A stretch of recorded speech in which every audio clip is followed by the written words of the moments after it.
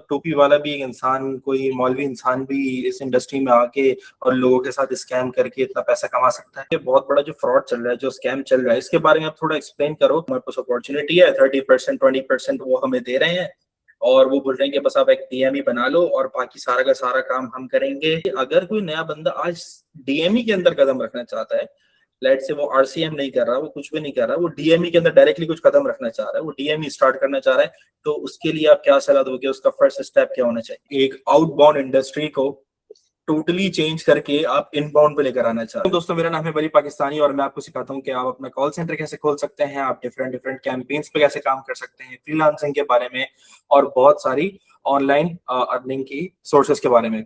तो आज जो मेरे साथ शख्सियत मौजूद है, ये काफी मुश्किल से मैंने इनको रिक्वेस्ट करके बुलाया है और इनका नाम उस्मान शम्सी है। ये काफी वेल नोन पर्सनैलिटी है कराची के अंदर, बट जो लोग इनको इन पर्सन जानते हैं।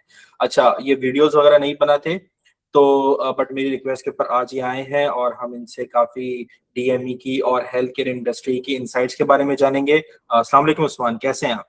वालेकुम अस्सलाम Wali, thank you so much, जज़ाकल्लाह इंट्रोडक्शन के लिए। और मैं ठीक ठाक हूँ अल्हम्दुलिल्लाह। आप सुनाएं, आप कैसे हैं? अल्लाह का शुक्र, जबरदस्त। अच्छा, एक टोपी वाला इंसान जिसने मुंह पे दाढ़ी रखी हुई है और ये कॉल सेंटर इंडस्ट्री के अंदर, मतलब आप टोपी पहन के कौन सा स्कैम कर रहे हो भाई? मतलब कॉल सेंटर की इंडस्ट्री के अंदर आप आ गए हो, मुझे तो समझ नहीं आता। मतलब टोपी वाला भी एक इंसान, कोई मौलवी इंसान भी इस इंडस्ट्री में आके और लोगों के साथ स्कैम करके इतना पैसा कमा सकता है? हाँ, ये एक वैसे हमारी जो है ना कम्युनिटी में एक परसेप्शन है कॉल सेंटर्स के हवाले से।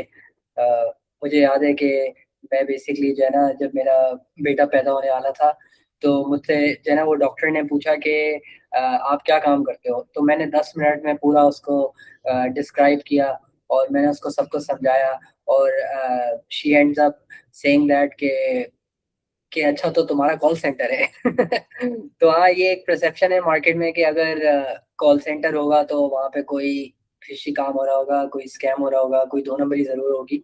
और ये गलत भी नहीं है, ये सही है, क्योंकि यहाँ पर जितना मैं समझता हूँ कॉल सेंटर्स तकरीबन 90% जो है वो कोई ना कोई उल्टा काम ज़रूर कर रहे होते हैं। ठीक है। अच्छा उस्मान, आप मुझे अपने एक्सपीरियंस के बारे में बताएं कि आप अगर 12 साल से इस इंडस्ट्री में काम कर रहे हैं और मतलब हमें इंसाइट्स हैं, आपका क्या काम है, आप क्या काम करते हो? अगर आप इसके, हम आप जैसे आपने बोला आप नहीं कर रहे, आप कोई फिशी काम नहीं कर रहे, तो ऐसा आप क्या काम कर रहे हो जिससे माशाल्लाह you are earning well and you have established office? मैंने देखा है माशाल्लाह बहुत अच्छा आपका सेटअप है।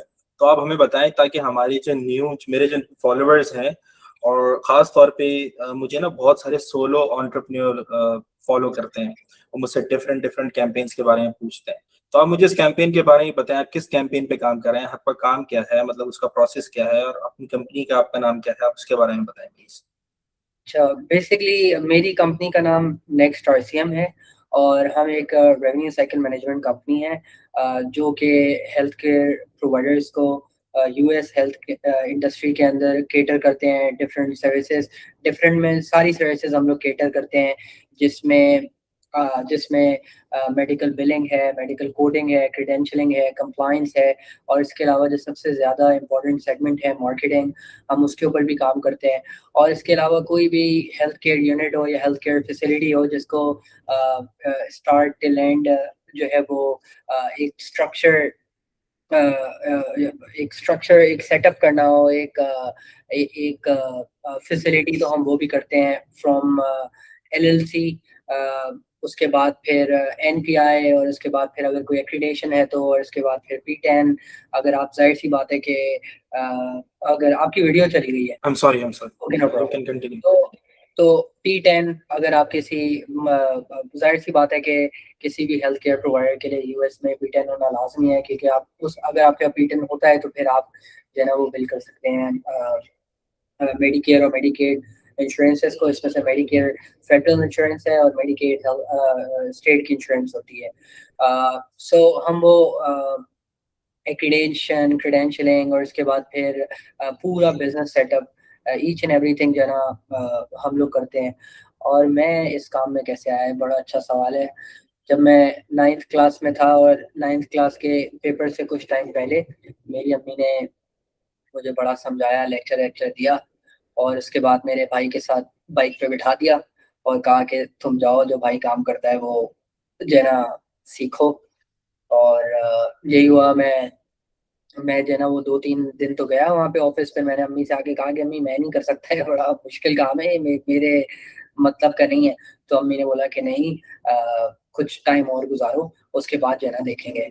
तो फिर ऐसा ही हुआ कि कुछ टाइम के बाद जो है ना मैं वहाँ पे सेट हो गया। और जब तक मैं सेट हो गया तो जो मैं जिसकी बाइक में पीछे बैठा था वो मेरा बड़ा भाई, वो वहाँ से गायब हो गया। और मैं जो है ना इतने सालों तक जो है ना वो इसी इंडस्ट्री में फंसा रहा। तो फिर मैंने बहुत सारी कंपनीज में जॉब करी और फिर आज से कुछ साल पहले, तकरीबन 5-6 साल होने वाले हैं, फिर मैंने अपनी एजेंसी लॉन्च करी। और फिर हम लोगों ने स्टार्ट किया एक सर्विस से, अब आहिस्ता आहिस्ता अल्हम्दुलिल्लाह now we are the one step solution health care में, यूनाइटेड किंग में, यूनाइटेड किंग कह रहा हूँ, यूनाइटेड स्टेट्स में हेल्थ इंडस्ट्री में,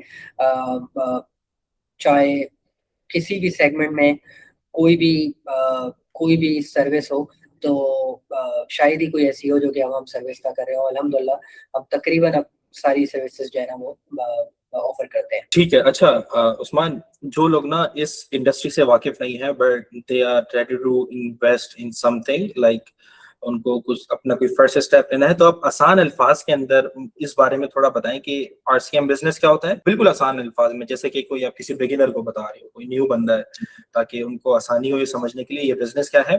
क्योंकि आपने कुछ टर्म्स बड़ी मुश्किल यूज की हैं, I know them, but most of my followers probably don't know them, तो आप उसके बारे में थोड़ा बताएं बिल्कुल आसान अल्फाज में, बिल्कुल इजी करके, कि ये है क्या और कोई न्यू बंदा इसमें किस तरीके से इन हो सकता है। देखिए, रेवेन्यू साइकिल मैनेजमेंट ये होती है कि आप जो है ना किसी भी इंडस्ट्री में उनकी जो इनकम और आउटगोइंग स्ट्रीम होती है, आप उसको मैनेज करते हो, उनके फाइनेंशियल्स को मैनेज करते हो और उसको ऑप्टिमाइज करते हो, या फिर उसको ग्रो करने में आप उनकी हेल्प करते हो।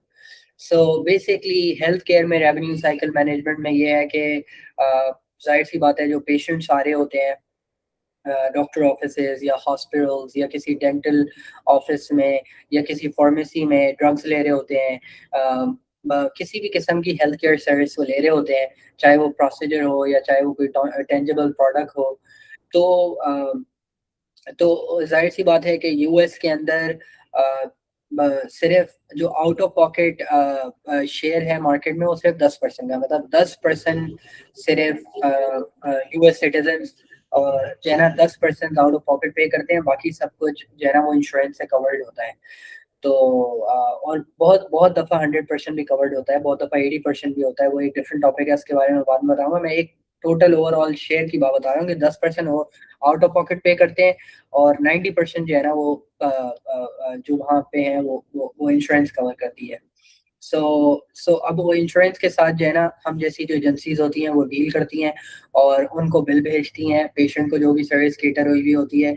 और उसके बाद फिर जब बिल की अमाउंट अप्रूव हो जाती है तो फिर उसको एक सिस्टमेटिक प्रोसेस के थ्रू उसकी बुक कीपिंग की जाती है, अकाउंट रिसीवेबल्स को मैनेज किया जाता है। अगर कोई बिल डिनाई हो जाता है तो उसको देखा जाता है कि डिनाई रीजन क्या है, फिर उसके ऊपर करेक्टिव एक्शन प्लान लेकर जो है ना दोबारा से क्लेम को सबमिट किया जाता है या उसी क्लेम पे काम किया जाता है। और इस तरह जो है ना एक हेल्थ केयर जो यूनिट है, जो प्रोवाइडर है, उसका बेसिकली फाइनेंस ऑप्टिमाइज होता है। और इसके अलावा जो है ना वो मार्केटिंग की सर्विसेज हैं कि जिसमें हम लोग हेल्थ केयर प्रोवाइडर्स को basically different different health care provider से कनेक्ट कराते हैं, जहाँ से उनको बेसिकली बिजनेस का फ्लो मिलता है। अब जिस तरह फॉर इंस्टेंस एक लैब है और अब लैब को जाहिर सी बात है कि पेशेंट्स चाहिए कि जिनके वो टेस्ट परफॉर्म करे। तो बेसिकली हमारी ड्यूटी उसमें क्या होगी कि हम बेसिकली हॉस्पिटल से बात करेंगे या होम हेल्थ एजेंसी से बात करेंगे या नर्सिंग होम से बात करेंगे या किसी भी फैसिलिटी से बात करेंगे कि जिनके पास उनकी इन हाउस लैब नहीं होगी, और हम उनको लैब की सर्विसेज देंगे। और उसके बाद फिर हम उस पेशेंट का ऑन साइट जो है ना वो टेस्ट परफॉर्म करेंगे। या तो फिर हम उसको किट भेजते हैं पेशेंट को, जो कि सेल्फ किट होती है, जिससे पेशेंट खुद भी मतलब बहुत इजी स्टेप्स होते हैं वो रन करके, वो हमें सैंपल वापस आता है, फिर वो हम रन करते हैं। तो इस तरह हेल्थ केयर प्रोवाइडर को ज़्यादा बिजनेस मिल जाता है। ठीक है, इसी तरह डीएमई में भी होता है, क्योंकि डिफरेंट ये हेल्थ इंडस्ट्री में जो स्टेक होल्डर्स हैं उसमें डिफरेंट डिफरेंट प्रोवाइडर्स होते हैं। एक सबसे बड़ा जो प्रोवाइडर होता है वो हॉस्पिटल और क्लिनिक्स होते हैं। ठीक है, और फिर जो है ना वो नर्सिंग होम्स आते हैं, और सबसे जो छोटा प्रोवाइडर है ना इंडस्ट्री का, सबसे छोटा प्रोवाइडर जो है, आप कह लो कि स्टेक होल्डर्स का, वो ये डीएमई है। मतलब जो ड्रग स्टोर होता है जिसको फार्मेसी कहते हैं, उनका भी शेयर 4-5% होता है। इनका सिर्फ पूरी मार्केट में डीएमई इंडस्ट्री जो है, जो डीएमई का शेयर है वो 2% का है। सो ये था। और जो आपने सवाल किया कि अगर जो नए लोग इस इंडस्ट्री को ज्वाइन करना चाहते हैं, तो उनका यही है कि वो step by step her segment को सीखें, समझें, स्टार्ट करें स्टार्ट करें एक यूएस हेल्थ केयर से के कोर्स से, कि जिसमें वो यूएस के हेल्थ केयर को समझे, बिलिंग को समझे, कोडिंग को समझे, क्रेडेंशियलिंग को समझें, कंप्लायंस को समझें, और इसके अलावा मार्केटिंग को समझें, और डिफरेंट डिफरेंट प्रोवाइडर्स की चैलेंजेस को समझें। और सो यस, तो फिर वो इस तरह से आहिस्ता आहिस्ता वो इसमें अपना करियर आगे देख सकते हैं। यस। ठीक है। अच्छा उस्मान, आप मुझे ये भी बताएं कि हेल्थ केयर तो खैर एक बहुत बड़ी इंडस्ट्री है, इसमें ना बहुत सारे स्कैम्स भी होते हैं, और उसके अलावा खास तौर पे डीएमई के अंदर, मतलब literally I made a video a couple of weeks back. मैंने $1 मिलियन स्कैम की वीडियो बनाई, जिसके अंदर मैंने थोड़ा बहुत लोगों को बताने की कोशिश की है। वो just as a awareness video थी। तो क्योंकि मेरे पास ऐसी क्यूरीज आ रही थी, मेरे पास बहुत सारे डीएम्स आ रहे थे कि हमें ऐसे ऐसे बंदों ने रीच आउट किया और एलएलसी की बात कर रहे हैं, डीएमई की बात कर रहे हैं। तो इस इंडस्ट्री के अंदर जो है ना, एक बहुत मतलब ये बहुत बड़ा जो फ्रॉड चल रहा है, जो स्कैम चल रहा है, इसके बारे में आप थोड़ा एक्सप्लेन करो डिटेल के अंदर कि ये बेसिकली हो क्या रहा है। और वो लोग जो कि ओवरसी मेरी वीडियोस देखने वाले हैं, मतलब बहुत सारे लोग ओवरसी देख रहे होते हैं, तो उनको भी पता चले कि वो किसी ऐसे ट्रैप के अंदर ना फंस जाएं कि उनको बाद में जो है काफी मुश्किलात का सामना करना पड़े। तो आप इसके बारे में भी थोड़ा एक्सप्लेन करो प्लीज। बहुत अच्छा सवाल किया है वली आपने। और अनफॉर्चुनेटली अनलकीली इस अ, अ, इस सेगमेंट में बहुत ज़्यादा स्कैम है, और डिफरेंट डिफरेंट टाइप के स्कैम्स हैं। जब मैंने आई मीन जब मैंने जॉब स्टार्ट करी थी और मैंने काम सीखना शुरू किया था, तो मैं जिस कंपनी में काम करता था अल्हम्दुलिल्लाह वो तो कोई अनएथिकल प्रैक्टिस नहीं करते थे। लेकिन जो हमें पता चलता था और ऑफिसेस से, तो उसमें basically different different unethical practices और फ्रॉडेंट एक्टिविटीज और स्कैम्स होते थे। बेसिकली जो है वो जो अब भी होता है कि बगैर मेडिकल नेसेसिटी के जो है ना पेशेंट्स को जो सर्विस पेशेंट्स को जो सर्विसेज नहीं चाहिए होती, वो जो है ना मतलब उनको देते थे। उसके अलावा फिर उसके अलावा आहिस्ता-आहिस्ता जो डॉक्टर ऑफ़िस जो ऑर्डर्स होते हैं, जो डॉक्टर ऑफ़िस के, वो बेसिकली उस पे फेक साइन्स होना शुरू हो गए। मतलब कुछ एजेंसीज़ ने क्या किया कि उसके ऊपर डॉक्टर से साइन नहीं कराए और खुद से साइन कर दिए, और खुद से साइन करने के बाद उस ऑर्डर को प्रोसेस कर दिया। फिर ज़ाहिर-सी बात है, जब मतलब एक स्कैम होता है, जब वहाँ पे आई मीन जो यूनिट्स होते हैं जो कि स्क्रूटनी कर रहे होते हैं, क्वालिटी को चेक कर रहे होते हैं गवर्नमेंट के, मेडिकेयर, मेडिकेड के, तो जब उनको पता चला उन्होंने पॉलिसीज़ को और स्ट्रिक्ट किया। फिर एक और स्कैम आया कि लोगों ने जो है ना मेडिकल नोट्स और प्रोग्रेसिव चार्ट नोट्स जो होते हैं उसको एडिट करना शुरू कर दिया। जब उसको एडिट करना शुरू कर दिया, तो ये तो मेडिकेयर के लिए बहुत ही बड़ा जो है ना वो चैलेंज बन गया। तो उसके बाद अभी जो रिसेंटली एआई का बूम आया है, इसमें भी मतलब एक स्कैम ये हो रहा है कि पूरा का पूरा ऑर्डर और पूरे के पूरे नोट्स जो है ना वो एआई से बन जाते हैं पेशेंट्स के, और वो बिल्कुल फेक नोट्स होते हैं। और उसके बिहाफ के ऊपर जो है ना उसके बिहाफ के ऊपर बिलिंग होती है। और एक बड़ा स्कैम ये भी है मार्केट में कि ये लोग क्या करते हैं बेचारे, जो शरीफ यूएस सिटीजन्स होते हैं, उनको बेसिकली ये फँसा लेते हैं अपनी एक प्लान में, कि जिसमें उनके नाम पे एलएलसीज़ खोलते हैं, और उनके नाम पे एलएलसीज़ खोलने के बाद ये बगैर पी10 के लिए ये मेडिकेयर एडवांटेज के जो है ना प्लान्स जो होते हैं उनको बिल करते हैं, और उनसे अच्छा खासा पैसा उतारते हैं, और पी10 के साथ भी करते हैं काम, उन डीएमईज़ के साथ भी करते हैं जिसके बाद पी10 होता है। और ये बगैर मेडिकल नेसेसिटी के जो है ना वो पेशेंट्स को बिल करते हैं। और मेडिकेयर और मेडिकेड की एक पॉलिसी होती है कि आप पेशेंट को कॉल करके जो है ना उसको उसके बेनिफिट्स नहीं बता सकते, ये जो है ना ये लीगल नहीं है। तो तो ये काम भी जो है ना मतलब मार्केट में होता है। और जब हमने स्टार्ट किया था तो उस वक्त भी ये पॉलिसी थी कि आप कॉल नहीं कर सकते, लेकिन इसमें बहुत गुंजाइश थी, मतलब हम बहुत एथिकल वे में करते थे। हमने भी आउटबाउंड से शुरू किया था, मैं क्यों गलत बात करूं, लेकिन हम बहुत एथिकल वे में काम करते थे। अगर पेशेंट को उसकी नीड होती थी और पेशेंट बाकी में इंटरेस्टेड होता था तो हम उसको देते थे। लेकिन फिर लोगों ने उस चीज़ का गलत फायदा उठाना शुरू कर दिया, फिर वो पॉलिसी बहुत ज़्यादा स्ट्रिक्ट हो गई। फिर जो है ना मतलब वो उन कॉल्स की इनबाउंड रिकॉर्डिंग बनानी जाती थी। एक स्कैम ये भी आता था कि मेडिकेयर मेडिकेड को दिखाने के लिए जब ऑडिट्स आते थे तो वो इनबाउंड रिकॉर्डिंग जो है ना बना देते थे, तो फिर मेडिकेयर मेडिकेड के लिए भी उनके एसआई यूनिट्स के लिए बहुत मसला होता था। लेकिन फिर उन्होंने और पॉलिसीज चेंज करी। सो ये क्या करते हैं कि उनके नाम पे एलएलसियां बनाते हैं जो यूएस सिटीजन होते हैं, और उसके बाद जो है ना ये डिफरेंट पेयर्स को बिल करते हैं। और ये पेशेंट का डाटा जो है ना बेसिकली बहुत सालों से जो मार्केट में घूम रहा है। और ये आउटबाउंड कॉलिंग के थ्रू पेशेंट्स का डेटा, बूढ़े पेशेंट्स होते हैं उनको उनको उनका वैसे ही सोशल कम होता है, तो ये जो है ना बेसिकली उनसे बात करके उनका मेडिकेयर क्लेम नंबर निकलवा लेते हैं, और किसी बेनिफिट के लालच में या न्यू मेडिकेयर कार्ड के लालच में, और वो दे देते हैं। और उसके बाद फिर ये जो है ना उनके ऊपर जो है ना सर्विसेज को बिल करते हैं और पेयर्स को, और इनके पास पैसा आ जाता है। और 1 2 3 4 5 6 महीने वंस के जब तक इनके ऊपर ऑडिट नहीं खुलता, ये अच्छा खासा पैसा बाहर कर चुके होते हैं। और इसके बाद ये दूसरी डीएमई और दूसरी एलएलसी के ऊपर चले आते हैं। तो ये भी एक वजह है जिसकी वजह से अभी मेडिकेयर की जो डीएमई की जो एनरोलमेंट्स हैं वो पहले 6 महीने के लिए बंद थी, अब वो 8 महीने के लिए बंद है। तो ये मतलब ये भी एक रीजन है कि जिसकी वजह से उन्होंने एनरोलमेंट बंद करी है, क्योंकि इन्होंने पूरे का पूरा एक इंफ्रास्ट्रक्चर बनाया हुआ है जिसमें, आप मेरी बात समझ रहे हैं ना? एग्जैक्टली, तो हाँ, तो उसमें इन्होंने एक पूरा इंफ्रास्ट्रक्चर बनाया हुआ है जिसमें ये तेजी से जो है ना मतलब इनके पास फॉर इंस्टेंस अगर 6 8 10 डीएमई कंपनीज इन लाइन होती हैं कि जिसपे इन्होंने बैक टू बैक काम, मतलब इनके पास पूरे साल 2 3 साल का प्लान होता है कि जिसमें ये लोग जो है ना डीएमईस को बैकअप पे लगा के रखते हैं और ज़्यादा से ज़्यादा डीएमईस खोल के रखते हैं। और उसके बाद फिर एक बंद होती है, दूसरे पे दूसरी बंद होती है, तीसरे पे, और हाँ ये बहुत मसला हो जाता है फिर जिसके नाम पे एलएलसी होती है।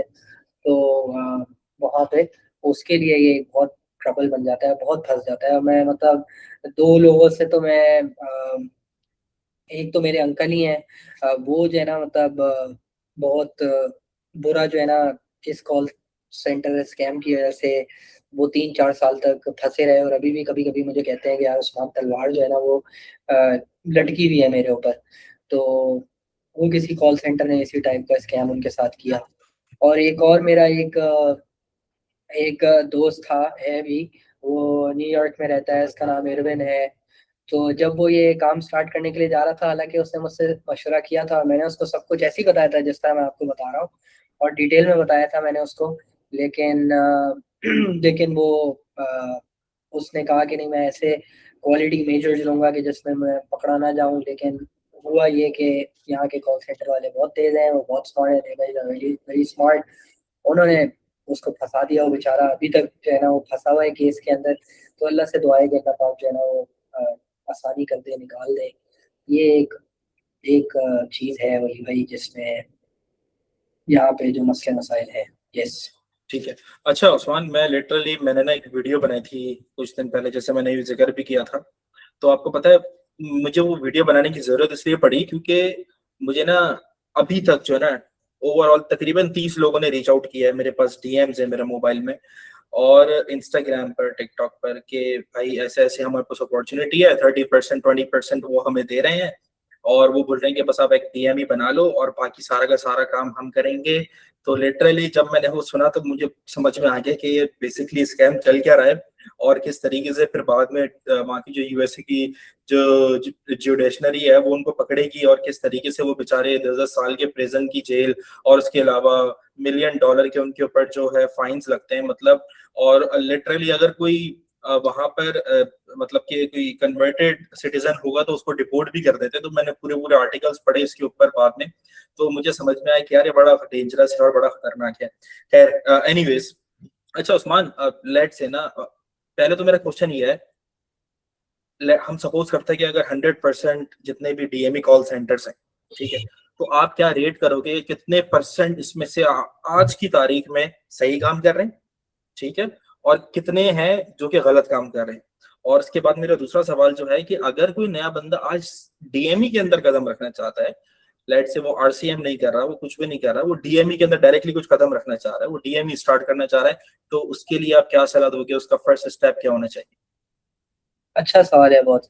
और देखिए मरी भाई, इसमें ऐसा है कि जो आपके पहले सवाल का जवाब ये है कि मेरी नज़र में तो मैंने जितने अभी तक कॉल सेंटर्स या हम जैसी एजेंसीज देखी हैं, 1% से भी कम है जो कि मतलब साफ सुथरा काम करती हैं। बाकी 99% लोगों को मैंने अनएथिकल काम करते हुए देखा है, और उनको इतनी नॉलेज भी नहीं होती, इतनी अवेयरनेस भी नहीं होती। कुछ लोगों को, उनको ये भी नहीं पता होता कि वो क्या बात कर रहे हैं।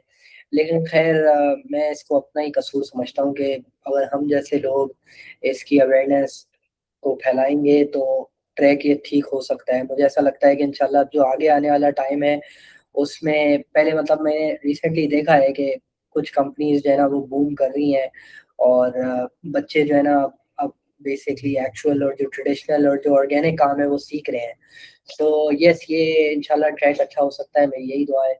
दूसरा ये है कि अगर कोई, जिस तरह कोई लड़का है और वो ये चाहता है कि हेल्थ केयर के अंदर वो इस डीएमई वाले सेगमेंट में काम अ, काम करे और अपना करियर स्टार्ट करे, तो मेरा मशवरा उसको ये होगा कि वो सबसे पहले ये चीज़ सीखे किसी भी ऐसी एजेंसी में जो हमारी तरह की इनबाउंड एजेंसी हो, जो ऑर्गेनिक काम करती हो, कि बेसिकली डॉक्टर ऑफिस से रिलेशनशिप बिल्ड कर कर, या फिर होम हेल्थ केयर से रिलेशन बिल्ड कर कर किस तरीके से ऑर्डर डायरेक्टली उनसे लिया जाता है, और उसके बाद फिर उसको डिफरेंट प्रोसेस से गुजार कर, जिसमें बेसिकली उसकी मेडिकल नेसेसिटी चेक होती है, उसकी इंश्योरेंस चेक होती है और कवरेज डिटर्मिनेशन होती है। उसके बाद किस तरह पेशेंट को फिर डिलीवर करना है, और फिर डिलीवर करने के बाद किस तरह से बिल करना है, और फिर पेशेंट की केयर किस तरह करनी है। इंस्टेड के आप जो है ना मतलब आउटबाउंड करो, और जो है ना वो पेशेंट्स के डाटा पे पेशेंट से कॉल करो और उनसे पूछो like if they are having any pain और इन देयर बैक और इन देयर नीज, और if they are in any condition, in any medical condition, और उसके बाद फिर आप उसको आइडेंटिफाई करके लीड बनाओ और उसके बिहाफ पे डॉक्टर ऑफिस पे प्रिस्क्रिप्शन भेजो। सो ये बेसिकली जो है ना मतलब एक अनएथिकल चीज़ है, और अनएथिकल चीज़ है, और इसमें कोई ग्रोथ नहीं है, क्योंकि पॉलिसीज जो है ना बहुत ज़्यादा स्ट्रिक्ट हो चुकी हैं। अब जो मेडिकेयर मेडिकेड है वो इस चीज़ को बिल्कुल भी अलाउ नहीं करते, और इसमें कोई भी ग्रोथ नहीं है। हाँ, डॉक्टर ऑफिस वाले सेगमेंट में ये होता है कि वंस आपका रिलेशनशिप किसी डॉक्टर ऑफिस से बिल्ड हो जाए तो फिर वो तो आपको कंटिन्यूअस ऑर्डर देता रहेगा ना। मतलब आप उसके पेशेंट्स की केयर अच्छी करोगे, तो अगर फॉर इंस्टेंस महीने में उसके पास 10 पेशेंट्स ऐसे आ रहे हैं जिनको व्हील चेयर्स चाहिए, या 10 पेशेंट्स आ रहे हैं जिनको डायपर्स चाहिए। अब डायपर्स तो ऐसे प्रोडक्ट होता है जो कि रिकरिंग होता है, वो हर 14 डेज के अंदर जो है ना वो सप्लाई पेशेंट को चाहिए होती है। सो यस, तो मैंने देखा है यहाँ पे लोग जो आउटबाउंड में काम करते हैं वो इन प्रोडक्ट्स पे काम नहीं करते, वो सिर्फ 2-3 प्रोडक्ट्स पे काम करते हैं, जिसमें ब्रेसेस होते हैं और सीजीएम्स होते हैं। ब्रेसेस पे ज़्यादातर इसलिए काम करते हैं ये लोग क्योंकि उसकी रीइंबर्समेंट अच्छी होती है, मतलब उसकी कॉस्ट कोई ज़्यादा होती नहीं है। 35, 40, 50, 100, $150 के ब्रेसेस होते हैं। ये मतलब सपोर्ट ब्रेसेस होते हैं पेन रिलीफ के लिए, और इसकी रीइंबर्समेंट अच्छी होती है, इसीलिए इसके ऊपर बिडिंग भी होती है।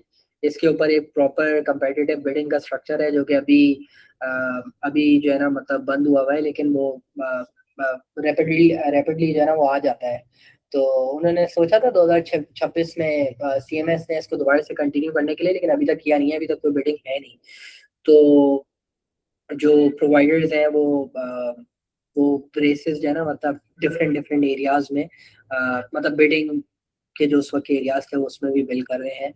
सो यस, और फिर अब एक चीज इसमें एक बहुत बड़ा मसला ये भी होता है ब्रेसेस बिल करने में, जो मैंने देखा है, जिसकी वजह से जो डीएमई फंस जाती हैं और डीएमई के बिलिंग प्रिविलेजेस रिवोक हो जाते हैं।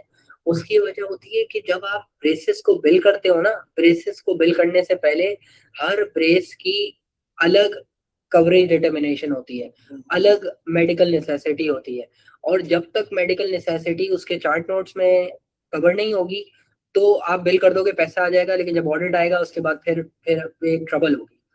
तो और दूसरी चीज़ ये है कि वो मेडिकल नेसेसिटी आसानी से मेट नहीं होती। उसकी वजह ये है कि पेशेंट को ब्रेसेस को क्वालीफाई करने के लिए डिफरेंट स्टेप्स से गुजरना पड़ता है, और वो स्टेप्स आप समझे 100 में से 5 पेशेंट्स होते हैं जिनके हुए हुए होते हैं, मतलब 100 में से 5 पेशेंट्स ऐसे होते हैं मेरी नज़र में, 5 चले 10 कर लें, कि जो एलिजिबल होते हैं ब्रेसेस के लिए, 90 नहीं होते एलिजिबल। लेकिन ये लोग जो है ना, मतलब आप कह लें कि 100 में से कोई 70-80 लोगों को ब्रेसेस देते होंगे। और जाहिर सी बात है कि पहले जो मतलब ऑडिट साइकिल होती थी मेडिकेयर की इस डीएमई सेगमेंट के अंदर, वो मुझे याद है कि 1 साल में 1 दफ़ा मतलब ऑडिट आया करता था, जो मतलब मेन ऑडिट आया करता था, वरना वो नोट्स वगैरह तो वो मांगते रहते थे पेशेंट्स के, जो है ना। लेकिन अब ये है कि वो मैंने देखा है कि 3 महीने में इन लोगों को आ जाता है, तो फिर ये लोग परेशान भी होते हैं, फिर दूसरी डीएमई पे चले आते हैं। सो यस, ये चीज़ है।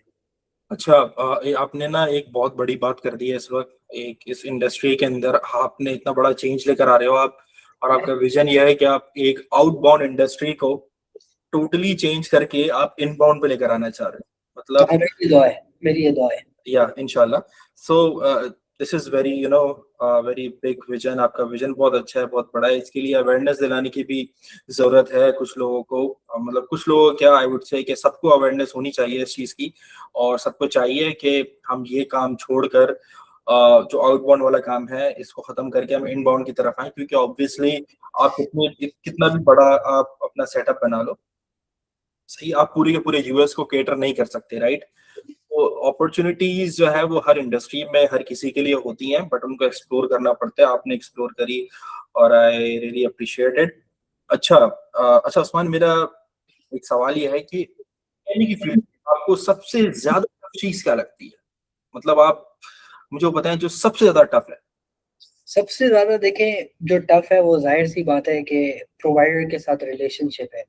जब आप किसी भी प्रोवाइडर से उसके पेशेंट का रेफरल माँग रहे होते हो, तो वो काम उसके लिए सबसे ज़्यादा मुश्किल होता है, क्योंकि यूएस के अंदर पेशेंट की बहुत ज़्यादा कदर की जाती है। अगर उसकी केयर में कुछ भी ऊँच-नीच होगी, तो ये प्रोवाइडर की क्रेडिबिलिटी में बात आ जाएगी। अब ज़ाहिर-सी बात है, कोई स्पेशलिस्ट क्लिनिक है, या फॉर इंस्टेंस आज डीएमई के ऊपर बात हो रही है, तो मैं कोशिश करूँगा ज़्यादातर डीएमई के ऊपर ही रहूँ। तो डीएमई में भी यही है कि अगर आपको कोई भी फैसिलिटी ऑर्डर दे रही है और आप पेशेंट को केयर नहीं करें, अब ज़ाहिर-सी बात है भाई, एक पेशेंट का ऑर्डर आपके पास आ रहा है हॉस्पिटल बेड का। अब एक हॉस्पिटल बेड एक ऐसी सप्लाई है कि ज़ाहिर-सी बात है पेशेंट डिस्चार्ज होके जा रहा होगा घर, और उसको घर में जाने से पहले तक उसको हॉस्पिटल बेड चाहिए। अगर उसमें कोई भी मतलब टाइम पीरियड में कोई डिले आएगा और वो लेट पहुँचेगा, तो ये एक मसला होगा। तो जो मेरी नज़र में चैलेंज है वो यही है कि टाइम पे जो है ना पेशेंट की केयर करना, और ये जो मार्केटिंग वाला सेगमेंट है ना, कि जिसमें आप डिफरेंट फैसिलिटीज़ के साथ रिलेशनशिप अपना बनाते हो और फिर वो आपको ऑर्डर्स रेफर करते हैं अपनी कंपनी को। सो बेसिकली ये जो है ना सबसे टफ है, क्योंकि जो बिलिंग है, कोडिंग है, क्रेडेंशियलिंग है, कंप्लायंस है, पूरे एक यूनिट का स्ट्रक्चर है, एक्रीडेशन है, ये सारी तो टेक्निकल चीज़ें हैं, ठीक है? और ये सारी तो टेक्निकल चीज़ें हैं। ये तो कोई इतनी ज़्यादा मुश्किल नहीं है। लेकिन सबसे ज़्यादा जो आपने सवाल किया, आपका जवाब ये है कि जो मार्केटिंग है ना, वो इस वाले सेगमेंट में, जो जिसको हम इनबाउंड मार्केटिंग भी कहते हैं, या प्रोवाइडर रिलेशनशिप कहते हैं, या ऑर्गेनिक मार्केटिंग कहते हैं, वो सबसे ज़्यादा जो है ना वो टफ है। और उसके बाद जो सबसे ज़्यादा टफ है वो रिलेशनशिप को मेंटेन करना है। और रिलेशनशिप सिर्फ एक ही चीज़ के ऊपर मेंटेन होगी, एक ही चीज़ के ऊपर बैलेंस होगी, और वो बीच में है पेशेंट केयर। यस। अच्छा उस्मान, मुझे बताएं कि 14 नेक्स्ट 5 इयर्स के बाद आप इस डीएमई का फ्यूचर क्या देखते हैं? जो लोग आउटबाउंड काम करें, स्पेशली फॉर दोज जो कि आउटबाउंड पर काम कर रहे हैं, अभी भी वो ट्रेडिशनल वे के अंदर वो सेल्स करते हैं। I am not talking about scam call centre, but जो अभी लिजिट वे के अंदर अभी काम कर रहे हैं, आई नो बहुत कम रह गए हैं, बट अगले 5 साल में उनका फ्यूचर क्या होने वाला है? देखिए, वैसे तो मतलब आउटबाउंड तकरीबन खत्म ही हो चुका है, बहुत कम ही बचा है। मतलब क्योंकि हर कोई तो एलएलसीआं बना के काम नहीं कर सकता ना। ज्यादातर लोग तो जहाँ यहाँ पे जो काम करते हैं वो लिंक्डइन के थ्रू क्लाइंट्स वगैरह पकड़ते हैं या कोल्ड कॉलिंग करते हैं डीएमईस के ऊपर, और फिर उनकी डीएमईस पे काम करते हैं। तो वहाँ पे ज्यादातर मतलब देसियों को हटा के मैंने ज्यादातर देखा है देसियों को अवेयरनेस नहीं होती। लेकिन जाहिर सी बात है कि जो गोरे होते हैं उनको, लेकिन गोरे भी कभी कभी उनको अवेयरनेस नहीं होती, कभी कभी उनको लालच भी होती है। ऐसा नहीं है कि सिर्फ देसी इस काम में इन्वॉल्व होते हैं, लेकिन ज्यादातर का यही होता है कि वो जब ये स्ट्रक्चर देखते हैं, इनसे समझते हैं, इनसे प्रेजेंटेशन लेते हैं, तो वो समझ जाते हैं कि यार ये फिशी है, तो वो उनके साथ काम नहीं करते, लेकिन कुछ करते भी हैं। तो मेन जो 90% काम है वो तो ऐसे ही चलता है। सिर्फ 10% लोगों के पास एबिलिटी होती है, उनके रिश्तेदार यूएस में होते हैं, या उनको किसी ना किसी तरीके से जुगाड़ करनी आ जाती है वहाँ पे एलएलसी बनाने की, अपनी डीएमईस खोलने की। तो वो फिर उस तरीके से जो है ना बेसिकली डिफरेंट मैक्सिकन्स को यूज करके या डिफरेंट लोगों को यूज करके जो है ना उनके नाम पे कंपनीज खोलते हैं, उनके नाम पे बैंक खोलते हैं, और फिर ये सारा काम करते हैं। और अगर आप ये बात करें कि अगले 5 साल में मैं क्या देखता हूँ, तो देखिए अभी ये जो एआई रेवोल्यूशन है ये इतनी तेजी से मतलब बढ़ रहा है आगे। एआई बूम इतनी तेजी से आ रहा है कि कल का दिन भी प्रिडिक्ट करना मुश्किल है। तो हाँ ये है कि ये जो मेडिकल बिलिंग है, कोडिंग है, ये जो रेवेन्यू साइकिल मैनेजमेंट के अंदर गिग्स हैं, ये जो सेगमेंट है, ये बहुत मुमकिन है कि बहुत जल्दी आने वाले 1-2 सालों में फुली ऑटोमेटेड हो जाए। लेकिन जो चीज़ बहुत कम वक्त में नहीं ऑटोमेट हो पाएगी मेरी नज़र में, वो ये मार्केटिंग और प्रोवाइडर रिलेशनशिप का काम है, जो कि सबसे मेन चीज़ यही है बिजनेस ऑप्टिमाइजेशन के लिए। तो मैं ये देखता हूँ कि मैं हाँ ग्रोइंग इंडस्ट्री तो है, जाहिर सी बात है कि यूएस में जो बूढ़ों की पॉपुलेशन है वो बहुत ज़्यादा, जो एजड सिटीजन है उनकी पॉपुलेशन बहुत तेज़ी से इंक्रीज कर रही है। तो उनका जो डीएमई का बजट है वो भी तेज़ी से इंक्रीज कर रहा है। और वहाँ पे भी जो बड़े डीएमई प्रोवाइडर्स हैं उनको डिफरेंट टाइप के चैलेंजेस हैं। तो हाँ ऑफ कोर्स मार्केट में एक बहुत बड़ा गैप है। मैं मार्केट में एक बहुत बड़ा गैप देखता हूँ कि जो क्योंकि वहाँ पे कॉस्ट बहुत ज़्यादा है पेशेंट केयर की। एक डीएमई कंपनी अगर बिल्कुल अच्छे से पेशेंट की केयर करेगी ना, उनके लिए वो बहुत ज़्यादा कॉस्टली पड़ जाएगा।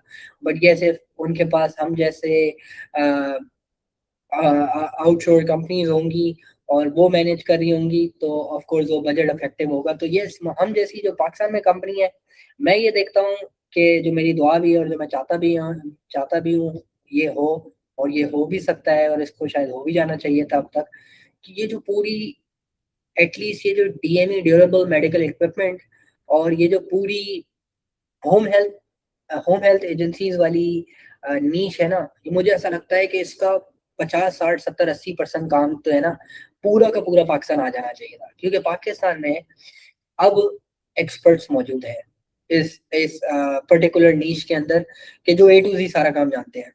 कम है लेकिन है। पहले किसी को बिलिंग आती थी, तो किसी को क्रेडेंशियलिंग आती थी, तो मतलब कोई भी बेसिकली सारी नीश में जो है ना मतलब एक्सपर्ट नहीं था। और मार्केटिंग बहुत कम कंपनियां करती थी वहाँ पे। उनके पास 1099 इंडिपेंडेंट सेल्स रिप्रेजेंटेटिव्स होते थे, तो उनकी कॉस्टिंग हमसे ज़्यादा होता है। जो काम हम वर्चुअली कर सकते हैं वो आप कह लो कि उनके मुकाबले में 1/3 है। मतलब अगर वो काम वो $1000 में करेंगे, तो आप लगा लो कि वो काम हम जो है ना वो $350 के आसपास हम कर देंगे। ठीक है। सो यस मार्केट में बहुत गैप है। पाकिस्तान के पास पाकिस्तान के पास बहुत बड़ा मौका है कि वो इस पूरी मार्केट को कैप्चर कर सकता है। क्योंकि यहाँ पे वेजेस जो है ना वो कम है। और यस एआई की वजह से कुछ सेगमेंट, इसके कुछ नहीं ज़्यादातर सेगमेंट बिल्कुल ऑटोमेटेड हो जाएंगे। लेकिन जाहिर सी बात है कि जिसने एआई को अच्छे तरीके से मैनेज करना और एआई को चलाना सीख लिया और जो वक्त के साथ चलता रहेगा, तो मुझे ऐसा लगता है कि कुछ अरसे तक वो चल सकेगा। बाकी अल्लाह नोज़ बेस्ट। Thank you. अच्छा मुझे ये बताएं कि जो नए लोग जो होते हैं, आपका मतलब एक्सपीरियंस है, आपके सामने 10 सेंटर्स खुले होंगे, बंद हुए होंगे, काफी एजेंसीज खुली होंगी, बंद हुई होंगी, तो वो कौन सी ऐसी कॉमन मिस्टेक करते हैं जिसकी वजह से उनकी एजेंसीज वगैरह बंद हो जाती हैं, उनके सेंटर्स बंद हो जाते हैं। और उसके साथ ही मुझे ये बताओ कि जो लिजिट तरीके से जो काम कर रहे हैं, जो कि लिजिट तरीके से डीएमईज को मैनेज कर रहे हैं, जो लिजिट तरीके से ये काम कर रहे हैं इनबाउंड का, तो वो इतने कम क्यों है? मतलब उनके नंबर्स इतने कम क्यों है, मुझे ये जानना है। उसकी वजह है, देखिए मैं पहले आपके पहले सवाल का जवाब देता हूँ। कॉल सेंटर्स के बंद होने की वजह ये होती है कि मैं अभी आउटबाउंड के कॉल सेंटर्स की बात कर रहा हूँ, क्योंकि इनबाउंड के कॉल सेंटर जो होते हैं, जो ट्रेडिशनल ऑर्गेनिक काम कर रहे होते हैं, वो बहुत कम ही होते हैं कि जो बंद होते हैं। ठीक है, शॉर्ट स्टाफ ज़रूर होते हैं वो, मतलब जिस तरह रिसेंटली मुझे भी कुछ पॉलिसीज चेंज होने की वजह से शॉर्ट स्टाफ करना पड़ा था। और पहले भी मतलब 2-3 बार ऐसा हो चुका है, मतलब इस जर्नी में जब से मैंने अपनी एजेंसी करी है, कि काम बिल्कुल ही अ, बंद होने के करीब आ गया था। अच्छा, इसकी वजह ये होती है, मैं आउटबाउंड वाले कॉल सेंटर्स की बात बताऊँगा। उसमें ये है कि देखिए जो छोटे कॉल सेंटर्स होते हैं ना, जिनके पास सिर्फ़ 10-15 सीट्स के कॉल सेंटर्स होते हैं, 10-15 एम्प्लॉइज़ होते हैं, तो उनके लिए खर्चे मैनेज करना बहुत आसान होते हैं। उनकी जो रेजिस्टेंस की परसेंटेज है वो ज़्यादा है, वो रेजिस्ट कर जाते हैं, मुश्किल टाइम पे भी वो निकल जाते हैं। लेकिन जो ग्रो कर चुके होते हैं ना, जिनके पास 30, 40, 50 या 70 रिप्रेजेंटेटिव्स होते हैं सेल्स के, जो आउटबाउंड के ऊपर पेशेंट से लीड जनरेट करते हैं, उनका खर्चा बहुत ज़्यादा होता है। इसमें ज़ाहिर-सी बात है, ये लोग कॉल करते हैं वॉइस कॉलिंग, उसमें बैलेंस लगता है। वो अनलिमिटेड उसमें क्रेडिट नहीं होता, उसमें क्रेडिट्स डलते हैं। उसकी कॉस्ट बहुत ज़्यादा होती है। फिर उनकी डेटा बाय करते हैं पेशेंट्स का, और वो डेटा बहुत एक्सपेंसिव होता है वो। तो इसकी 2 सबसे बड़ी कॉस्ट तो ये चीज़ है। और दूसरा, अगर आप इसको कंपेयर करोगे इनबाउंड से, तो इनबाउंड में ज़ाहिर-सी बात है कि आप जो यूज़ करते हैं कॉलिंग के लिए वॉइप, एक तो आपकी भी कंपनी का वॉइप है, खैर मार्केटिंग हो गई उसकी, जो आपने लॉन्च किया हुआ है। तो इस तरह के जो पैनल्स होते हैं रिंग सेंटर की तरह, एक आपका भी वो जो है, तो वो तो अनलिमिटेड होता है, उसमें तो कोई क्रेडिट्स नहीं होते हैं। उससे फैक्सिंग वगैरह भी हो जाती है। और दूसरा ये है कि उसके प्राइस भी कम होते हैं, और आपको कोई डेटा भी नहीं खरीदना पड़ता, क्योंकि बी टू बी में जो डेटा होता है वो आपको गूगल से मिल जाता है। लेकिन यस, आपको और ज़्यादा डेटा हंटिंग के लिए आपको डिफरेंट सॉफ्टवेयर्स यूज़ करने पड़ते हैं, जिसमें रॉकेट सर्च है या ज़ूम इन्फो है। मैं ज़ूम इन्फो को रिकमेंड करूँगा, वो हम लोग यूज़ करते हैं, बहुत अच्छा, मतलब हेल्थ केयर के हवाले से बहुत अच्छा डेटा का सॉफ्टवेयर है। तो ये आपके एक सवाल का जवाब हो गया। तो आपने आखिरी सवाल किया था ना कि इनबाउंड के कॉल सेंटर कम क्यों हैं और आउटबाउंड के कॉल सेंटर इतने ज़्यादा क्यों? इसकी वजह ये है कि बेसिकली जब ये काम पाकिस्तान में आया अपनी अर्ली स्टेजेस में 2012 में, 2012-2011 में, तो 1-2 एजेंसीज़ ही थी जो ये काम करती थी, और वो बेसिकली सीजीएम का आउटबाउंड काम किया करते थे, ठीक है? इनबाउंड का काम रिसेंटली 5-6 साल पहले ही यहाँ पे पाकिस्तान में आया, और वो ऐसे आया कि कुछ देसियों ने, कि जिनका ड्रग स्टोर वहाँ पे था, फार्मेसी थी, या तो उन लोगों ने बेसिकली यहाँ पे इसको अ, उसका आउट हाउस बनाया। आई मीन यहाँ पे उसका बैक ऑफिस बनाया, वहाँ की अपनी कॉस्टिंग कम करने के लिए, क्योंकि वो बैंकरप्ट हो गए थे वहाँ पे। तो जब उन्होंने यहाँ बनाया, तो उनको ये बात पता चली कि यार हम फार्मेसी के साथ ड्यूरेबल मेडिकल इक्विपमेंट भी कर सकते हैं। तो उन्होंने जो है ना स्टार्ट किया, उससे उनको कॉस्ट कम पड़ी, वो सक्सेसफुल हो गए, और आउटबाउंड वाले बेचारे फँसे के फँसे रह गए। तो ये इसके मतलब इनबाउंड और ऑर्गेनिक काम जो है वो पाकिस्तान में वर्चुअली कैसे करना है, वो रिसेंटली आया है, उसको 5 साल भी नहीं हुए हैं पूरे। और ये आउटबाउंड का काम तो ये बहुत पहले से चल रहा है, ये 2012 से चल रहा है। तो ये एक वजह है कि जिसकी वजह से कम है, लेकिन अभी ये बहुत मैं चाहता हूँ कि अल्लाह करे तेज़ी से जो है ना ये बढ़े, और आउटबाउंड बिल्कुल ही खत्म हो जाए। क्योंकि इनबाउंड में एक फ़ायदा ये है कि इनबाउंड जब कॉल सेंटर ग्रो करता है ना, तो उसकी ग्रो होने की परसेंटेज बहुत कम होती है। आउटबाउंड वाला कॉल सेंटर तो आप समझें कि वो 1, 2, 3 साल में ना बहुत तेज़ी से वो ग्रो कर जाता है, ठीक है? उसमें जो है ना बहुत फ़ास्ट ग्रोथ हो जाती है। लेकिन ये जो इनबाउंड है ना, इसकी मिसाल आप कह लें कि एक आम की दरख्त की तरह है। हमारे यहाँ मुल्तान में आम जो है ना, आम का दरख्त अ बड़ा होता है, तो उसको 3 साल लगते हैं फल देने में।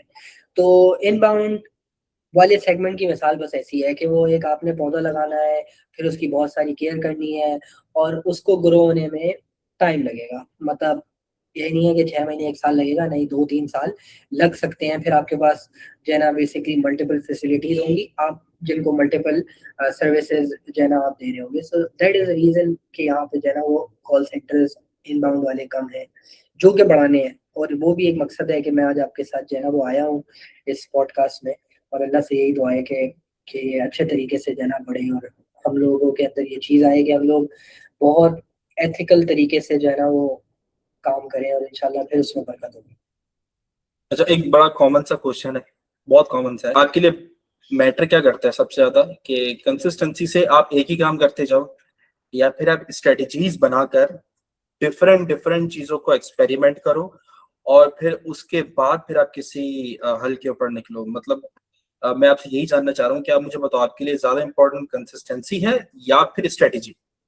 देखिए, ये कॉमन सवाल तो कहीं से भी नहीं है। ये बहुत मुश्किल सवाल है। देखिए, मैं स्टूडेंट हूँ, और मेरे छोटे से दिमाग के हिसाब से मैं जितना अब तक समझ पाया हूँ, जो मैं खुद प्रैक्टिस करता हूँ, वो है कि आपकी स्ट्रेटेजी और आपकी प्लानिंग बहुत अच्छी होनी चाहिए, ठीक है? और उसके बाद फिर कंसिस्टेंसी होनी चाहिए।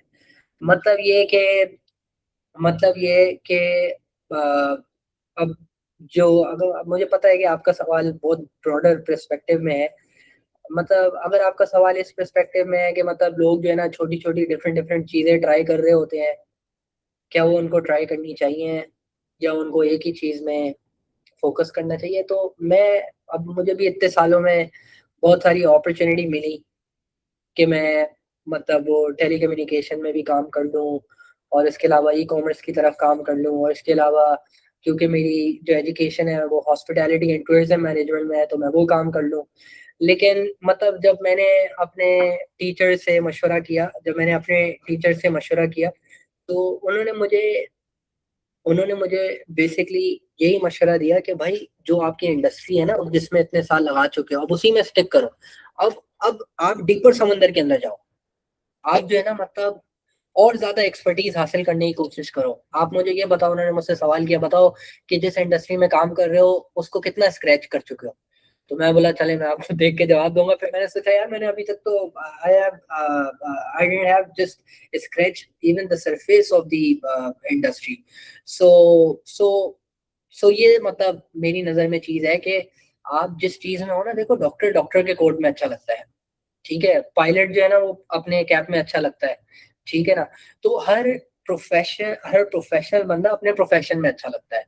तो उसको, हाँ, बेसिक नॉलेज होनी चाहिए, लेकिन जो वो एक्सपेरिमेंट्स करना चाहता है वो अपने ही काम में करे, अपनी इंडस्ट्री में करे, और उसी में जो है ना मतलब जिस तरह ये आउटबाउंड वाले हैं, जितना पैसा कमा लेते हैं, उसके बाद ये सारा का सारा पैसा डिफरेंट कामों में इन्वेस्ट करते हैं, जितना मैंने देखा है।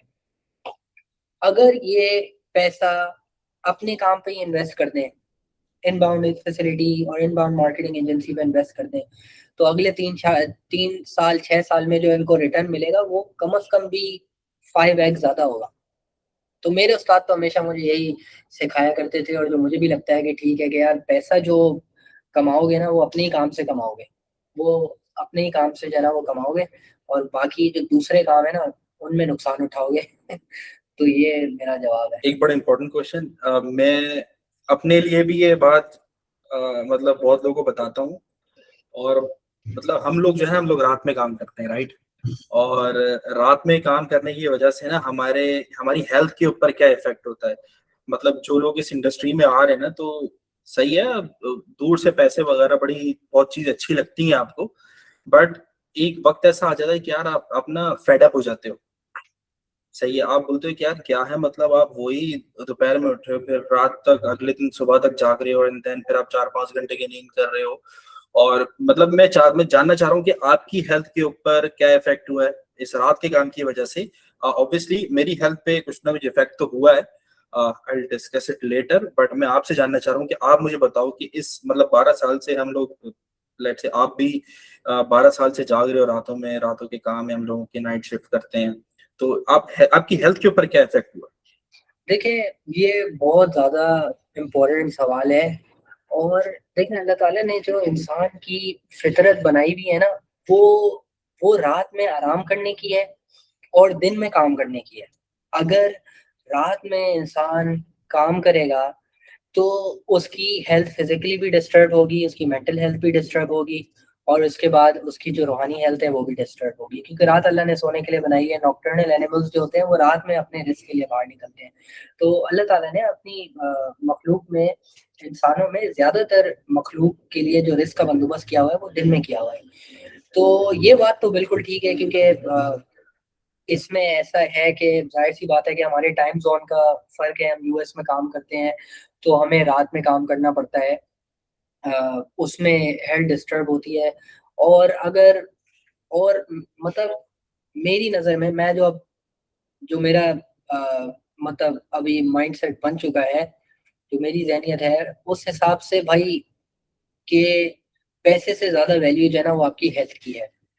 इसीलिए मतलब मैंने कुछ अरसे में बहुत ज़्यादा स्मार्ट टाइमिंग्स में काम करने की कोशिश करी है, और अपनी टीम में भी मैं आहिस्ता-आहिस्ता जो है वो आहिस्ता-आहिस्ता टाइम को जो है ना पीछे करता जा रहा हूँ, और कुछ रोटेशनल शिफ्ट में काम कर रहा हूँ, ताकि ना सिर्फ मेरी हेल्थ डिस्टर्ब हो, और टीम की भी हेल्थ डिस्टर्ब ना हो, क्योंकि उसमें बहुत कम ऐसा काम है कि जो कि दिन के टाइम पे हो सकता है।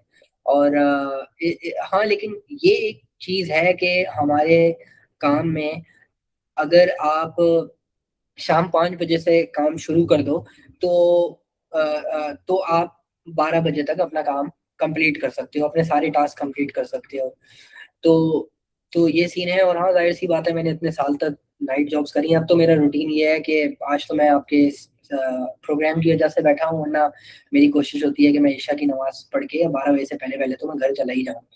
और मैं टीम को भी स्मार्टली रोटेशनल कर रहा हूँ। लेकिन क्योंकि मैंने इतने साल से की है नाइट जॉब, उसकी वजह से मेरी बहुत अ, हेल्थ डिस्टर्ब हुई है, फैमिली लाइफ भी डिस्टर्ब हुई है।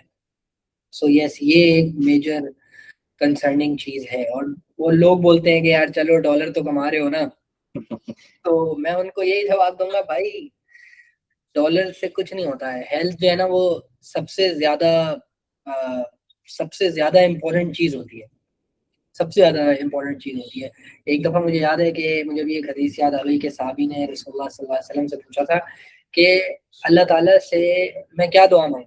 तो रसूलुल्लाह सल्लल्लाहु अलैहि वसल्लम ने एक से ज़्यादा बार कहा कि अल्लाह ताला से आफ़ियत माँगो। और आफ़ियत के फिर ब्रॉडर मायने में हेल्थ भी आ जाती है। तो तो भाई, ये डॉलर आप भले से कमा रहे हो, लेकिन आपके पास हेल्थ नहीं है, आप उस डॉलर का क्या करोगे? एग्जैक्टली लिटरली मैं भी ना पिछले तकरीबन 12-13 साल हो गए, मुझे 14 साल हो गए नाइट्स में काम करते हुए। और लिटरली ना अब मेरा ब्रेन ऐसा ट्रेन हो चुका है कि अगर अंधेरा हो गया है ना तो मेरे ब्रेन को पता है अब जागना है, राइट। और जैसे ही सुबह का सूरज निकलेगा तो ये, और जब मेरी आंखों पर रोशनी पड़ेगी ना तो ब्रेन को पता है कि अब आपको सोना है। तो लिटरली कभी-कभी ऐसा होता है कि अगर मुझे कोई दिन में काम है और अगर मैं दिन में कहीं बाहर निकल जाऊँ, ज सुबह 11 बजे का टाइम है, 12 बजे का टाइम है, तो मैं ना लिटरली मैं आँखें अपनी सही से खोल नहीं सकता सूरज में। और क्योंकि मेरा ब्रेन ऐसा ना ट्रेन हो चुका है कि यार बस अब तो रात में ही जागना है, दिन में सोना है, तो और उसको फिर मुझे रिवर्ट करने में ना बड़ा मुश्किल हो रहा है इस वक़्त। लिटरली अभी जो मैं शिफ्ट करता हूँ, मैं मिड शिफ्ट करता हूँ, मैं भी 12-1 बजे तक मैं कोशिश करता हूँ मैं 2 बजे तक कि मैं घर चला जाऊँ। लेकिन घर जाने के बाद भी ना मैं स्टिल जागता रहता हूँ। मुझे नींद ही नहीं आती जब तक मैं सुबह का सूरज ना देख लूँ, सुबह की रोशनी देखूँ और उसके बाद फिर मुझे नींद आना शुरू होती है, तो फिर मैं सोता हूँ। अ खैर एनीवेज़, अच्छा उस्मान, मेरे ना नेक्स्ट क्वेश्चन की तरफ बढ़ेंगे। तो मेरा नेक्स्ट क्वेश्चन ये होगा कि देखिए हम लोग एक अ, रिलीजियस फैमिली से हैं, हम लोग इस्लाम को फॉलो करते हैं, सही है, और हम लोग सबसे पहले हमारे लिए इस्लाम है, हमारे लिए काम इम्पोर्टेंट नहीं है, हमारे लिए पैसे इम्पोर्टेंट नहीं है, हमारे लिए सबसे पहले इस्लाम होता है, हमारा दीन होता है। अच्छा, जो मेरा क्वेश्चन है वो ये है कि हमारे यहाँ ना बहुत सारे एज़ अ परसेप्शन है, I would say perception, because मैं परसेप्शन का वर्ड क्यों यूज़ कर रहा हूँ क्योंकि ना यहाँ अलग-अलग राय है ना लोगों की, उलमा की। तो इसमें ना इंश्योरेंस भी इन्वॉल्व है इस काम के अंदर, ठीक है? और मतलब मैंने डायरेक्ट फतवे सुने हैं कि इंश्योरेंस हराम है और समथिंग लाइक दैट। तो आप इसके ऊपर क्या कहोगे कि आपने तो टोपी लगाई हुई है फिर भी आप इंश्योरेंस का काम कर रहे हो? तो मतलब इसके बारे में आप मुझे बताओ। देखिए, इसमें ऐसा है कि इस्लाम अ, हमारे इस्लाम में अ, इंश्योरेंस जो है, हेल्थ इंश्योरेंस है, अ, उसके अंदर जो कमर्शियल इंश्योरेंस है ना वो हराम है, ठीक है। और जो इंश्योरेंस आपको गवर्नमेंट की तरफ से मिलती है, जो हमारे इंडस्ट्री में मेडिकेयर और मेडिकेड है, जो कि आपको फेडरल स्टेट की तरफ से मिलती है, वो हराम नहीं है। मतलब उलमा इकराम के मतलब जमहूर का फतवा इसके ऊपर यही है कि जो जो फेडरल इंश्योरेंसेस है वो हलाल है। लेकिन लेकिन ये चीज़ उन पे कंप्लाई होती है जो इंश्योरेंस खरीद रहे हैं या इंश्योरेंस बेच रहे हैं।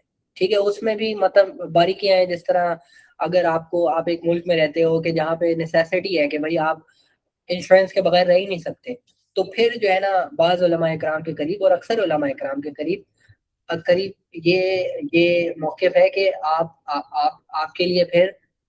आपके लिए फिर गुंजाइश है, आप ले सकते हो, आप उसके गुनाहगार नहीं होंगे। आप उसके गुनाहगार नहीं होंगे। लेकिन जो हेल्थ केयर प्रोवाइडर्स हैं और जो सर्विस प्रोवाइडर्स हैं, जो कंपनीज़ ना इंश्योरेंस ले रही हैं, आई मीन ना वो मतलब बेच रही हैं इंश्योरेंस को, ना वो इंश्योरेंस को खरीद रही हैं, ना वो उसको इंडोर्स कर रही हैं, ना वो उसको बढ़ा रही हैं, ना वो उसकी अवेयरनेस फैला रही हैं, तो उन लोग के लिए कोई मसला नहीं है। मतलब हम लोग तो बेसिकली जो सर्विस रेंडर कर रहे हैं, हम तो उसका इंश्योरेंस को चार्ज कर रहे हैं। ठीक है। सो उलमा इकराम के नज़दीक जो मतलब फतावा मैंने लिए हैं, एक जगह से नहीं, मैंने कई जगह से लिए हैं, तो इस काम में कोई मसला नहीं है। हाँ, अगर आप इंश्योरेंस जिस तरह बेच रहे हो और इंश्योरेंस खरीद रहे हो बगैर किसी नेसेसिटी के, तो वो जो है ना इस्लाम में हलाल नहीं है। और उसके डिफरेंट डिफरेंट डिफरेंट डिफरेंट उनकी वजहें हैं। उन पे मतलब अगर तदब्बर करें तो पता चलेगा कि इंसान का इसमें नुकसान ही है। सो यस, ये भी एक चीज़ है। लेकिन अब जाहिर सी बात है कि उस मुल्क में 90% जो बिल्स का स्टेक है ना, उनका जो शेयर है वो इंश्योरेंस कंपनी के पास है। मैंने आपको पहले भी बताया ना कि 10% आउट ऑफ पॉकेट पेशेंट अपनी पॉकेट से पे करता है। बाकी 90% में से भी जो 90% में से तकरीबन 35% प्राइवेट और कमर्शियल्स के पास है स्टेक, मतलब प्राइवेट इंश्योरेंसेस के पास है और उनके पास है शेयर। और उसके अलावा तकरीबन मेडिकेयर और मेडिकेड के पास मिला के 40% है। तो इस तरह करके ये 100% मतलब शेयर बनता है। 10% सिर्फ जो है ना मतलब सिटीजन के पास है और पेशेंट के पास है। So yes. अच्छा उस्मान, मेरा बस ये लास्ट क्वेश्चन होगा। और मुझे पता है आपको भी, आप बिजी हो, आपका स्केड्यूल थोड़ा टफ है, तो but I am going to ask you for a favour for my followers. मैं चाह रहा हूँ कि वो लड़के या वो सोलो एंटरप्रेन्योर्स जो कि ट्रेनिंग लेना चाहते हैं, जो कि इस काम को प्रॉपर सीखना चाहते हैं और जो कि इसके अंदर जम करना चाहते हैं और हैंड्स ऑन एक्सपीरियंस के साथ वो मतलब चीज़ों को इम्प्लीमेंट करके ये काम स्टार्ट करना चाहते हैं, तो मैं चाहता हूँ कि आप इसमें ना हम लोगों को थोड़ा सपोर्ट करो, मेरे फॉलोअर्स को सपोर्ट करो। I can connect you directly with my followers. तो अब मुझे उसके बारे में बताओ, आपका कोई अगर कोई ऐसा प्लान आप बना सकते हो मूविंग फॉरवर्ड फ्यूचर में, नियर फ्यूचर, जितना जल्दी हो सके, क्योंकि मेरे पास ना बहुत सारे ऐसी क्यूरीज आती हैं जो कि ये काम सीखना चाहते हैं, बट ऑब्वियसली मैंने ना वो इतना बड़ा सेटअप अभी नहीं किया हुआ कि मैं पूरा एक कोचिंग और कंसल्टेशन वाला एक प्रोसेस रखूं। हाँ, मैं कुछ लोगों को वन ऑन वन मेंटोरशिप देता हूं, बट मेरे पास ना स्लॉट्स बहुत कम होते हैं, क्योंकि मेरा ऑलरेडी एक मार्केटिंग एजेंसी का काम भी है, फिर उसके अलावा 4-5 चीजें और भी मेरी चल रही हैं सैस के अंदर। तो मैं ये चाह रहा हूँ कि आप डायरेक्टली इस फील्ड के अंदर इन्वॉल्व हो from a very long time. तो आप कुछ ऐसा सेटअप बनाओ कि हमारे फॉलोअर्स को भी फायदा हो और वो हैंड्स ऑन सीख सके ना। आप ट्रेनिंग सेशंस या फिर कोई मतलब कोर्स या फिर कुछ इस टाइप का भी आप मुझे बताओ कि आप मेरे फॉलोअर्स की क्या हेल्प कर सकते हो। मैं मतलब ये मेरी रिक्वेस्ट है आपसे। आपके रेफरेंस से एक मेरे पास एक जो है ना साहब आए भी थे, शायद उन्होंने आपसे बात शेयर भी करी हो। तो अ, कराची के ही हैं, इकबाल नाम है शायद उनका। तो उन्होंने मुझे आपका रेफरेंस दिया था। तो उनसे मेरी बात भी हुई थी, उनको मैं जितना सही तरीके से समझा सकता था मैंने चीज़ों को समझाया। और फिर वही जो है ना मतलब कोई आउटबाउंड एजेंसी जो है ना उनको टक्कर गई थी, जिसकी वजह से कोई थोड़े ट्रबल में आ गए थे, थोड़ा इस तरह का सीन था। तो हाँ, बिल्कुल हम कर सकते हैं। बिल्कुल कोई हम एक ऐसा सिस्टम बना देते हैं। मेरा एक स्कूल भी है छोटा सा, जिसमें हम ये सारी आरसीएम से रिलेटेड गिग्स में जो है ना मतलब रेडी करते हैं बच्चों को, और फिर उनको इंटर्नशिप्स भी ऑफर करते हैं। और फिर उनमें से जो काम सीख जाते हैं तो उनको फिर हम अपने पास भी रख लेते हैं, और मार्केट से भी अगर उनको जाना हो तो वहाँ भी चले आते हैं। तो यही होता है। ज्यादातर तो भाग जाते हैं सीखने के बाद। लेकिन ये है कि यस, तो हम कर सकते हैं आगे भी। यस। ठीक है, परफेक्ट उस्मान। तो मैं उसमें यही चाहूंगा कि आप ना इस चीज़ को प्लान करें, और इंशाल्लाह मैं अपने फॉलोअर्स से भी फिर वो बाद में चीज़ शेयर कर दूंगा। जैसे ही आप कुछ ऐसा स्ट्रक्चर बना लेंगे, कोई ऐसा प्लान बना लेंगे, देन आप मेरे साथ शेयर कर दीजिएगा, मैंने फॉलोअर्स का भी शेयर करूंगा। तो वैसे इस सेशन में बड़ा मजा आया, बहुत सारी इंसाइट्स आपने ऐसी दी हैं। हम्म। बस मुझे 2-3 वर्ड्स में बता दें कि DME, do you think DME still can make you profit और नॉट? क्योंकि आपने बड़ी ना कंट्रोवर्शियल बातें भी की हैं, और मतलब मुझे पता है कि मेरे फॉलोअर्स जो है वो डर जाएंगे कि यार ये मतलब क्या है, मैं हम इस फील्ड में जाएं तो उसमें इतनी मुश्किलात हैं, इतने मसले हैं। तो मुझे आप तो बस शॉर्ट सी एक ब्रीफ मेरा ये बता दो कि is it still worth it कि इसके अंदर जम करके कुछ काम किया जा सके, खास तौर पे सोलो एंटरप्रेन्योर। देखो मेरे पास ना बहुत सारे सोलो एंटरप्रेन्योर, मतलब ज्यादातर मेरे पास सोलो आते हैं, राइट, मेरे पास बड़ी टीम्स वाले कम आते हैं क्योंकि उनका ऑलरेडी सेटअप चल रहा है। बट जो सोलो जो काम करना चाहते हैं, क्या वो वाकई में ये कर सकते हैं? मुझे बिल्कुल रियलिस्टिक और ऑनेस्ट आंसर चाहिए आपसे। देखिए, हम लोग का जो है ना वही माइंडसेट ये बन चुका होता है कि हम लोगों को जो है ना हम लोग का माइंडसेट ऐसा होता है कि हमें जो है ना हर चीज जल्दी चाहिए होती है। मतलब हमने एक बिजनेस स्टार्ट किया है ना, तो हमें चाहिए होता है भाई 2-3 महीने के अंदर एटलीस्ट वो अपना खर्चा तो उठाए। हम लोगों में एक ये स्टीरियोटाइप है कि जो है ना हम कोई भी काम स्टार्ट करेंगे, बोलेंगे भाई 6 महीने के अंदर भले से इतना ज्यादा प्रॉफिट ना हो, लेकिन खर्चा वर्चा सारा काम उठा रहा हो। लेकिन अब ये कॉम्प्लेक्स एक बिजनेस है, हेल्थ केयर का बिजनेस है, इसमें ऐसा नहीं हो सकता। ऐसा ये नहीं हो सकता। इसको आपको अच्छे तरीके से पहले सीखना होगा, और इसके बाद इसमें ग्रोथ भी आहिस्ता आहिस्ता होती है। तो it takes time, but yes, मैंने आपको बताया कि इसमें बहुत बड़ा मार्केट गैप है। बड़ा मार्केट गैप है। तो अगर आप इस माइंडसेट के साथ करो कि कि जिसमें आपको लॉन्गेटिविटी चाहिए हो, आपको ग्रोथ चाहिए हो, और आप वाकई में एक ऑर्गेनिक, एक्चुअल और एक इस तरह का बिजनेस करना चाहो, तो यस, डीएमई हालांकि रेवेन्यू साइकिल मैनेजमेंट का मैंने आपको बताया सबसे छोटा सेगमेंट है, और अ, सबसे ज्यादा यूनिक, और सबसे ज्यादा मैं कहूँगा कि क्या लफ्ज यूज करूँ उसके लिए, मैं सबसे ज्यादा चैलेंजिंग भी जो है ना वो ये है, क्योंकि इसमें आप कोई भी पेशेंट को सर्विस करते हो तो अ, उसके लिए ज़रूरी है कि पेशेंट जो है ना उस उसके लिए एलिजिबल हो, उसकी मेडिकल नेसेसिटी जो है वो पूरी हुई भी हो, और फिर साथ में जो है ना वो जो उसके पास इंश्योरेंस है उसकी कवरेज क्राइटेरिया में वो चीज़ अलाउेबल हो।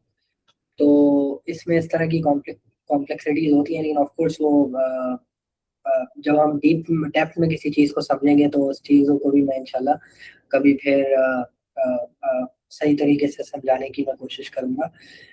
तो यस, मतलब इसमें डीएमई के अलावा भी बहुत सेगमेंट्स हैं। होम हेल्थ केयर का सेगमेंट है, क्लिनिक का सेगमेंट है, और उसके अलावा फार्मेसी का सेगमेंट है।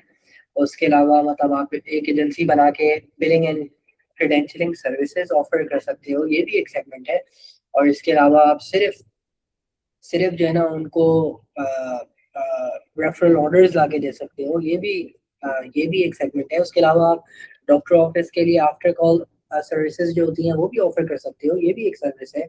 और उसके अलावा अब तो खैर ट्रांसक्रिप्शन वाली सर्विस बहुत कम होती है, ज़माने में हुआ करती थी, अभी भी होती है थोड़ी थोड़ी कुछ जगहों पे। तो वो भी एक सर्विस सर्विस है। तो मतलब स्टार्ट आप कर सकते हो 1-2 सर्विसेज से, और फिर आहिस्ता आहिस्ता जो है ना आप जो कॉम्प्लेक्स सर्विसेज हैं और जो बहुत आप कह लें जिन सर्विसेज को कि में बहुत ट्रेनिंग और बहुत टेक्निकल नॉलेज की ज़रूरत है, तो आप उस पे आ सकते हो। और फिर वही वाली बात है कि कतरे कतरे से समझना होता है। ठीक है, perfect, thank you so much for your answer Usman. तो बड़ा मजा आया आज के इस कॉन्फ्रेंस कॉल के अंदर, और हमें बहुत अच्छी अच्छी इंसाइट्स पता चली। और आई होप कि जो मेरे फॉलोअर्स हैं, जो मुझे देखने वाले हैं, जो ओवरसी मुझे देखते हैं, उनको काफी चीज अब क्लियर हो गई होंगी इस इंडस्ट्री के अंदर, स्पेशली हेल्थ केयर के अंदर। तो thank you so much Usman.